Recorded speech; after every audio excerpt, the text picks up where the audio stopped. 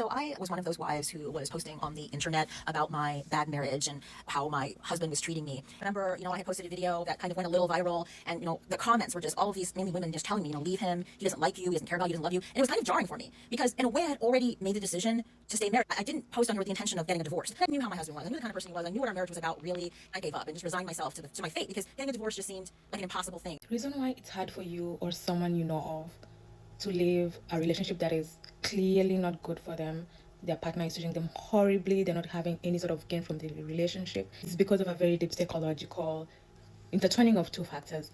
And I'm speaking about this as someone who's studied intensively psychology, specifically relationship science and the science of the self, but we're going to narrow this down to relationship science.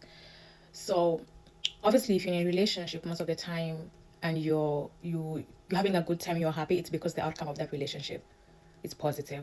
And I've spoken about this before in a previous video, but generally it's because you're getting more rewards than you're getting any sort of costs. But if the costs are outweighing the rewards at a far greater length, if there are so much costs, pain, hurt, maybe the person is cheating, maybe the person is just toxic and is not treating you well as you deserve, that is obviously a negative outcome, and you're more inclined, actually you will definitely be unhappy and unsatisfied in that relationship. But obviously, you and other people you may have known of, especially these videos that go viral where it's clear that the husband hates this person and is not investment in the relationship or the marriage, but you're like, why don't you leave him? Why don't you get a divorce? The two major reasons, and I'm going to speak about one of those in this video and the other one in another video I'll make later, but that is in investments. So in this relationship, like I said, there's not really any sort of rewards. There's no any sort of, and if they're very minimal. There's not a lot of physical or experiences that are giving you joy and fulfillment, but there's a lot more pain and suffering caused in the relationship.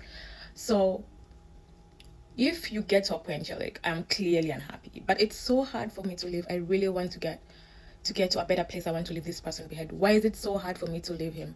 It's because of investments. And investments are not necessarily what you put into a relationship, like what you've invested. In fact, investments are what you are going to lose, the cost that is going to cost you, the cost you're going to incur once you leave that relationship.